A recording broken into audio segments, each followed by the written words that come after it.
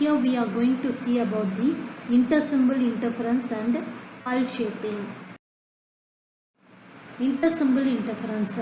So it means in the baseband system, the amplitude of the pulses varied in discrete manner, which will be according to the input binary data. So the discrete pulse amplitude modulation can have only two amplitude levels, that is binary 1 and binary 0. So the binary bits are combined into the symbols. It will finally forms the symbols as constructed in the signals. So these signals are transmitted without any modulation. So intersymbol interference means the signal will get dispersed while passing through the channel, that is overlapping of the pulses or symbols.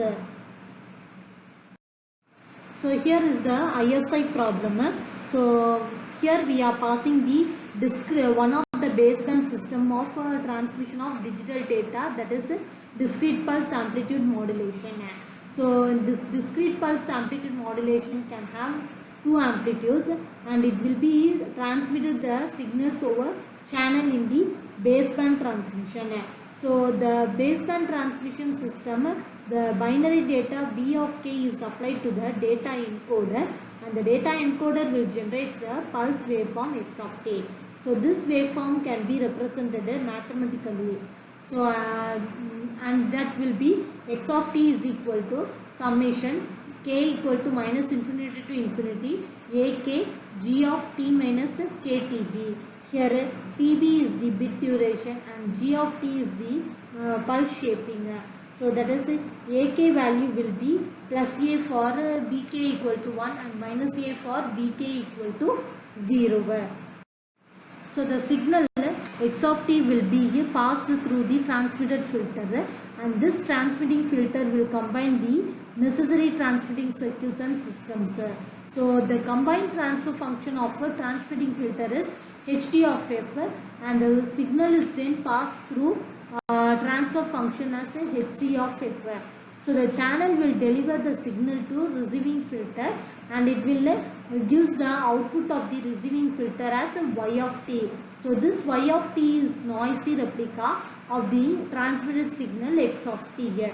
So here we will get the signal y of t as sampled at t is equal to ITB and is applied to the decision device, which will compare the input signal and threshold level, that is lambda. So the decision device which takes the decision as follows: as if y of ti is greater than lambda, select the symbol 1, and if y of ti is less than or equal to lambda, then select symbol 0. So consider the output of the receiver filter is given by y of t is equal to mu summation of k equal to minus infinity to infinity ak p of t minus ktb. Here mu is the scaling factor and p of t is the pulse shaping. So then we are getting that y of t is equal to represent the frequency domain, and it is given as mu ak p of f is equal to h of f ak into g of f. Here h of f is the combined transfer function of transmitted filter, channel and the receiver filter. That is h of f is equal to ht of f, hc of f, hr of f. So hence the equation 5th will becomes mu a of p of f is equal to ht of f, hc of f, hr of f into g of f. So the signal y of t will be sampled at t is equal to ITB. So the equation 4 will becomes y of ti is equal to mu summation of k equal to minus infinity to infinity ak p of ITB minus ktb. So that is mu is equal to summation ak equal to minus infinity to infinity ak of p of I minus k into tb. So rearrange the above equations, we will get y of ti is equal to mu ai p of 0 plus mu summation k equal to minus infinity to infinity ak p of I minus k into tb. So the first term will represent the value of y of t, and when I equal to k, the p of t is normalized. So y of ti is equal to mu ai plus mu into summation k equal to minus infinity to infinity ak into p of I minus k into TB. So from the above equation, the presence of the output will due to other bits interfering with the output of the required bit. So this effect is called as the ISI. So that is a y of Ti is equal to mu AI. So here ISI is the absent, then the second term will not be present. So but it is not possible to eliminate the practical. So ISI can be reduced by proper design of pulse spectrum, filter and the receiver filter and channel. Next, there will be the controlling methods of ISI. So there are three methods. They are Nyquist criterion for distortionless transmission, design of raised cosine channel, and the last one is correlative coding scheme. Nyquist criterion for distortionless transmission. So it is of two types, that is a Nyquist pulse shaping criterion and design of ideal Nyquist channel. So first one is Nyquist pulse shaping criterion. So in this time domain criterion, we can know that the second term must be 0 to eliminate the effect of ISI. So this is possible to the received pulse, that is controlled such that P of y of Ti is equal to mu AI plus mu of summation k equal to minus infinity to infinity ak into P of I minus k into TB. So it will becomes P of k I minus k into TB is equal to 1 for I is equal to k and 0 for I is not equal to k.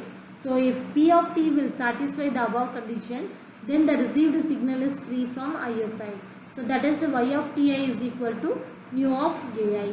So the above condition in time domain for perfect reception is the absence of noise. So next one is the frequency domain criterion. So here let P of NTB represents the impulses at which P of t is sampled for decision. So Fourier transform of these impulses is given by P del of f is equal to fd summation n is equal to minus infinity to infinity P of f minus nfb. So here fb is the sampling frequency, P del of f is the spectrum of P of NTB, P of f is the spectrum of P of t. So the P of NTB has infinite length of impulses are weighted with amplitudes of P of t. So that is P of del of t is equal to summation n equal to minus infinity to infinity P of NTB into del of t minus NTB. So when we are taking the Fourier transform of P del of t, we will get P del of f is equal to summation n equal to minus infinity to infinity P del of t into e power minus j2 pi ft into dt. That is integral minus infinity to infinity summation n equal to minus infinity to infinity P of NTB into del of t minus NTB into e power minus j2 pi ft into dt.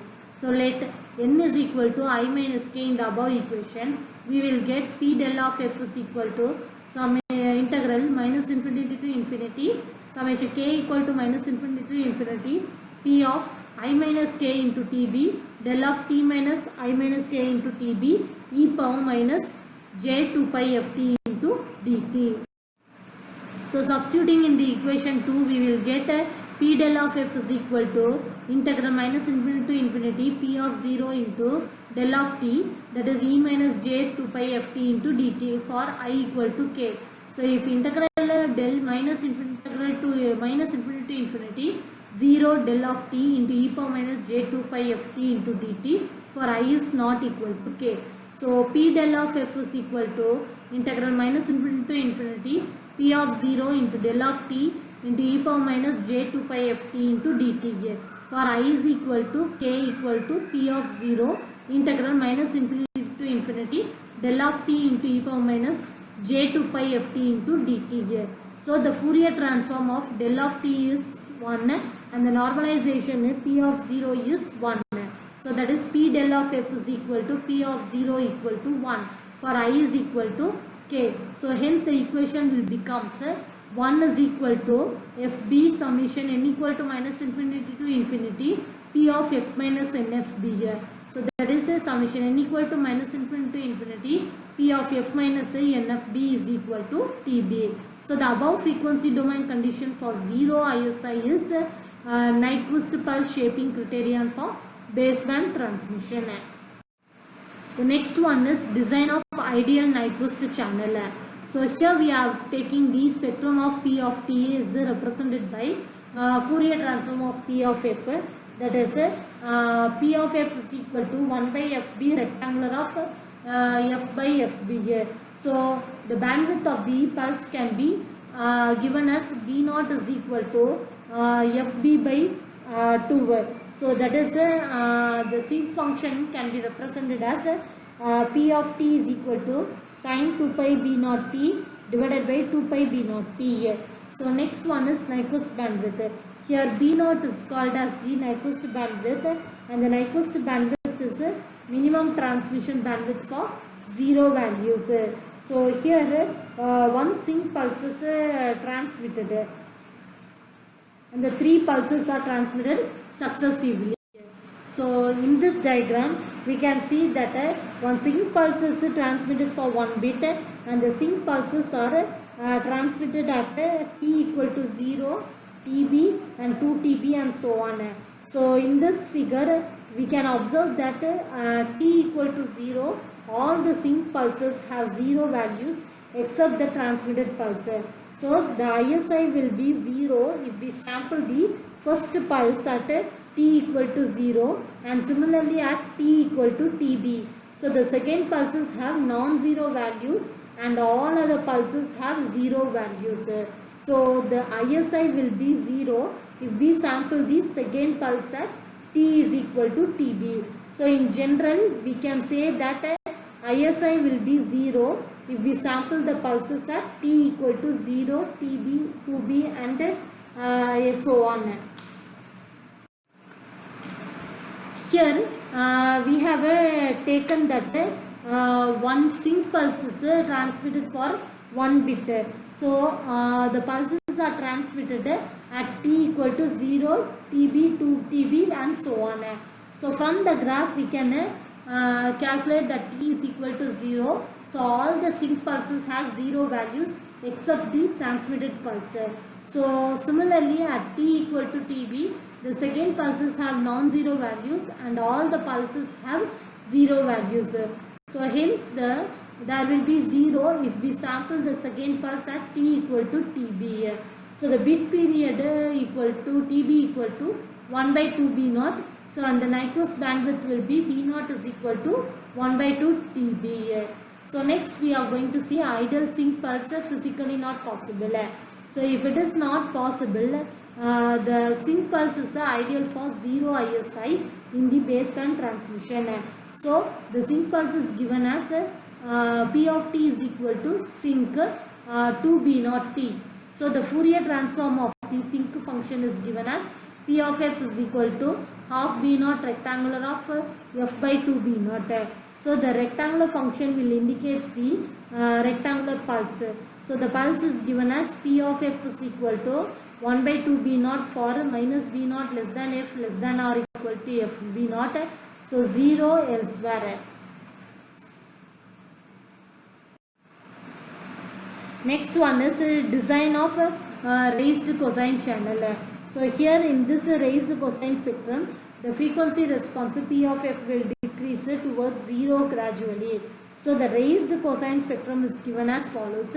That is P of f is equal to 1 by 2 B naught for minus f1 less than f less than f1 and 1 by 4 B naught into 1 plus cos pi into modulus f minus f1 divided by 2 B naught minus 2 f1 for f1 is less than modulus f less than 2 B naught minus f1 and 0 for elsewhere. So the roll-off factor will be alpha is equal to 1 minus f1 by B naught.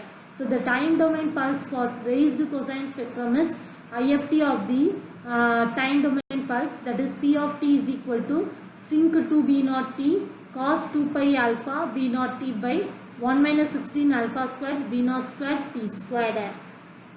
So here the frequency spectrum will be plotted, that is alpha is equal to 0, 0.5 and 1. So this spectrum will be normalized on both the scales. So observe that when the alpha is equal to 0, there will be abrupt transition and it will becomes ideal cases. So as alpha increases, the roll-off is slower. So next we are going to see that above pulse function as the product of two functions, that is sinc 2b naught t and sinc t and 1 by t squared. So the second factor will decreases as 1 by modulus of t squared. So because of the second factor, the abrupt transition in the frequency domains are avoided. So the first factor will be t is equal to 0 plus or minus 1 by 2b naught plus or minus 2 by 2b naught, etc. So the pulse will be normalized on both the scales. So observe that alpha is equal to 0, it will become sinc pulse. So thus it is possible to eliminate the ISI by using the raised cosine spectrums. So the bandwidth required will be observed that the B is equal to 2B naught minus F1.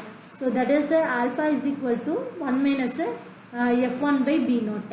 So the bandwidth required by the raised cosine spectrum is double of the Nyquist bandwidth. Thank you.